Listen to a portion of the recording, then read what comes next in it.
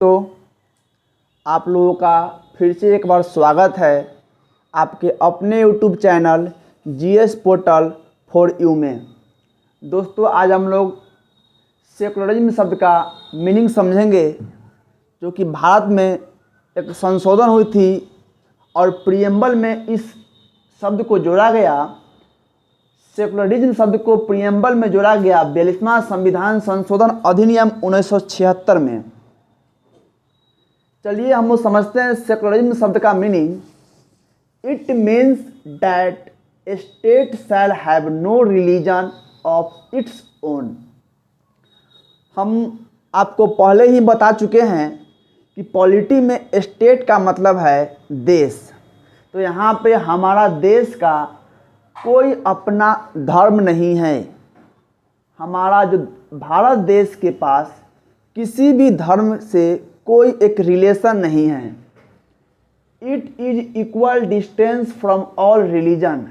जो सरकार है, जो भारत सरकार है, जो भारत है, उसका किसी भी धर्म से न तो डिस्टेंस यानी इस धर्म को क्या है ज़्यादा प्रमोट कर रही है और इस धर्म को क्या है कम प्रमोट कर रही है।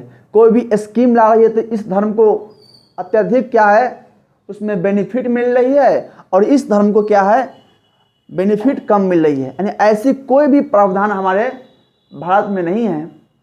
Neutral for all religion.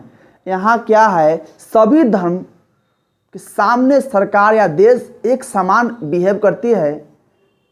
No one religion is good और bad in front of state and constitution. हमारे देश में, हमारे राज्य में, हमारे कॉन्स्टिट्यूशंस के सामने, संविधान के सामने न तो कोई धर्म बड़ा है, न तो कोई धर्म छोटा है, न ही कोई धर्म क्या है अच्छा है, न ही कोई बुरा है। यानी सारी धर्म, जितने भी धर्म हमारे देश में रहते हैं, वो सारी धर्म कॉन्स्टिट्यूशंस के सामने इक्वल है। न ही कोई बड़ा है, न ही कोई छोटा है। Added in 42nd constitutional amendment act 1976, 42वां संविधान संशोधन अधिनियम 1976 में इस सेकुलरिज्म शब्द को हमारे संविधान में जोड़ा गया, प्रियम्बल में जोड़ा गया। All religion have equal rights to promote their own religion. यहाँ पे क्या है, भारत एक ऐसा देश है, एक ऐसा राज्य है जहाँ पे क्या है कोई भी धर्म अपना क्या है प्रचार प्रसार कर सकती है। कोई रिस्ट्रिक्शन नहीं है।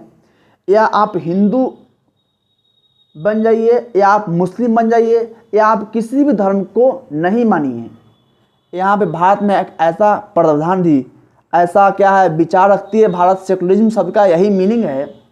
न तो यहाँ किसी भी धर्म को सरकार प्रमोट करती है, न ही किसी भी धर्म को सरकार डाउन करती है। लेकिन ठीक है, यदि हम हिंदू हैं तो हम हिंदू का प्रचार प्रसार कर सकते हैं। यदि हम मुस्लिम हैं तो मुस्लिम का प्रचार प्रसार कर सकते हैं। यानी इसमें सरकार को कोई आपत्ति नहीं है। State does not support to any religion. यानी देखिए तो सरकार किसी भी धर्म को सपोर्ट नहीं करती है। लेकिन ये सपोर्ट नहीं करती है, ये कहाँ लिखा हुआ है? सिर्फ और सिर्फ संविधान में। लेकिन सड़क पे ऐसा नहीं है। सड़क पे अपोजिट है। जब भी कोई इलेक्शन होती है तो राजनेता लोग क्या करते हैं, सेकुलरिज्म शब्द का प्रयोग करते हैं। यानी ये सेकुलरिज्म शब्द हमारे संविधान में सिर्फ और सिर्फ हमारे मुताबिक तो ये राजनेताओं के लिए बना है। क्या है कि इसी सेकुलरिज्म शब्द का प्रयोग कर क्या करते हैं, राजनेताओं लोग वोट मांगने आते हैं कि वोट दीजिए हमको। ठीक है, तो सेकुलरिज्म का मतलब समझते हैं, न तो किसी भी राज्य को प्रमोट करती है, न ही किसी भी राज्य से कोई ज़्यादा रिलेशन है कि आपसे क्लोज रिलेशन है, आपसे बैड रिलेशन है। ऐसी कोई बात नहीं है। Neutral for all religion. सभी धर्मों के लिए एक समान कोई भी स्कीम आती है, एक समान क्या है तो बिहेव करती है। लेकिन एक प्रश्न है, आप लोग से एक प्रश्न है कि इस सेकुलरिज्म शब्द का प्रयोग 1928 में मोतीलाल नेहरू जी बोले थे कि इस सेकुलरिज्म शब्द का प्रयोग हमारे संविधान में नहीं होने चाहिए। ठीक है, उसके बाद जब संविधान सभा की बैठक हुई 1946 में, उस समय भी पंडित जवाहरलाल नेहरू और डॉक्टर भीमराव अंबेडकर जो संविधान पिता है, उन दोनों की भी सहमति थी कि जो सेकुलरिज्म शब्द है हमारे संविधान में नहीं होने चाहिए। लेकिन क्या हुआ, जब इमरजेंसी लगी हुई थी तो इंदिरा गांधी की सरकार ने एक संशोधन किया और 42वां संविधान संशोधन में इस सेकुलरिज्म शब्द को जोड़ दिया। लेकिन संसद में इस शब्द पे किसी भी तरह की चर्चाएं नहीं की गई, नहीं किसी से राय विचार लिया गया। ये सिर्फ और सिर्फ संशोधन कर इसमें ऐड कर दिया गया प्रस्तावना में इसको। ठीक है, एक प्रश्न है जो कि एक पॉजिटिव वे में हम मानते हैं, लेकिन आप लोग से एक प्रश्न है कि अगर भारत में आरक्षण और मुस्लिम पर्सनल लॉ बरकरार है तो भारत सेकुलरिज्म वाला देश है कैसे? जैसे कि हम क्या कर रहे हैं, भारत ना तो किसी भी देश को प्रमोट करती है, न ही किसी भी धर्म को सपोर्ट करती है, तो यहाँ पे कैसे ये मुस्लिम पर्सनल लॉ और आरक्षण ये दो बरकरार है? जैसे कि मुस्लिम पर्सनल लॉ और ये जो आरक्षण ये क्यों बरकरार है, इसका तो पॉजिटिव मीनिंग हम मानते हैं कि समाज को क्या इक्वलिटी लाने के लिए आरक्षण की व्यवस्था करते हैं। मुस्लिम का कुछ अपना पर्सनल है, लॉ है जो कि लिखी हुई है उनके अपने धार्मिक बुक में। लेकिन ठीक है, ये आप लोग इससे क्या समझते हैं? इस जो सेकुलरिज्म है आप ये समझते हैं कि ये समझते हैं? आप इसका पॉजिटिव वे निकालें, पॉजिटिव मीनिंग समझे, और या तो इसका क्या है, कोई आप लोग क्या है तो पॉजिटिव मीनिंग निकालेंगे और नेगेटिव मीनिंग निकालेंगे। यानी ये किस लिए है ये आप लोग को बतानी है। चलिए एक बार रिवाइज कर लेते हैं हम लोग। It means that state shall have no religion of its own, यानी सरकार का कोई अपना धर्म नहीं है।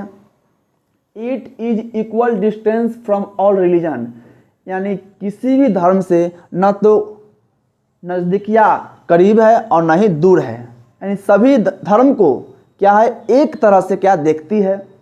न्यूट्रल फॉर ऑल रिलीजन, सभी धर्मों के लिए एक समान है।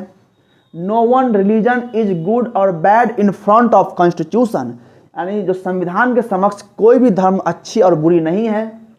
कब जोड़ा गया? 42वां संविधान संशोधन। All religion have equal rights to promote their own religion, यानी सभी धर्म को इक्वल राइट्स है वह अपना धर्म का प्रचार करे, प्रसार करे, लेकिन शांतिपूर्वक। कभी भी सेकुलरिज्म शब्द का प्रयोग कर क्या है राइट्स हो जाती है। यानी यह राइट्स क्यों होते हैं? हमारा भारत एक शिक्षित देश है, फिर भी हम लोग एक दूसरे से क्यों लड़ते और झगड़ते हैं? एक ही खून है, हिंदू मुस्लिम एक ही हैं, फिर भी क्यों हम लोग लड़ते हैं? इस पर आप लोगों को विचार करने हैं। जितने भी क्या है राजनेताओं लोग हैं, इसी शब्द का प्रयोग कर हम लोगों से वोट मांगने आते हैं। ठीक है, तो क्लास अच्छी लगे तो आप लोग कृपया लाइक शेयर सब्सक्राइब कीजिए, आप लोगों का सहयोग चाहिए। चलिए आज की क्लास को हम लोग यहीं समाप्त करते हैं। जय हिंद।